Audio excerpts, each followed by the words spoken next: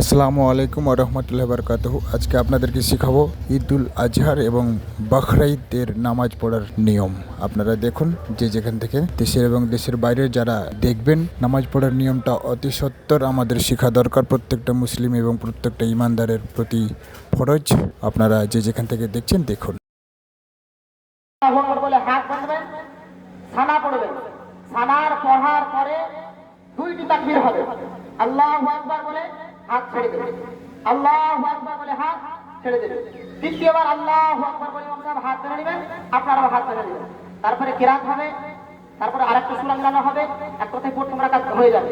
দ্বিতীয় রাকাত আবার শুরু হবে।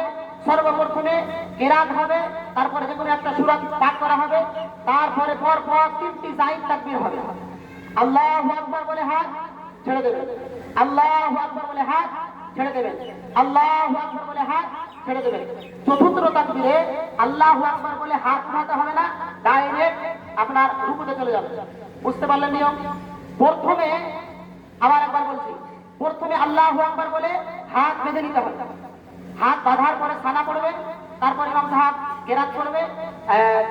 হাত বাঁধার পরে সানা পড়বেন ইমাম সাহেব, তারপরে হাত আবার ছেড়ে দেবে। আল্লাহু আকবার বলে হাত ছেড়ে দেবে, আল্লাহু আকবার বলে হাত ছেড়ে দেবে, আল্লাহু আকবার বলে হাত বেঁধে তারপর ইমাম সাহেব কেরাত করে শুরু করবে। আবার দ্বিতীয় রাকাতে সর্বপ্রথমে কেরাত হবে, তারপরে সূরা পাঠ হবে, তারপরে তিনটি পর পর তাকবীর হবে। আল্লাহু আকবার বলে হাত ছেড়ে দেবে, আল্লাহু আকবার বলে হাত ছেড়ে দেবে, আল্লাহু আকবার বলে হাত ছেড়ে দেবে। চতুর্থ তাকবীরে হাত উঠাতে হবে না, ডাইরেক্ট আপনি রুকুতে চলে যাবেন। বুঝতে পারলেন তো? বলে এবার দাঁড়িয়ে যান। মুক্কাবির হাজরাত একটু ধ্যান দিবেন।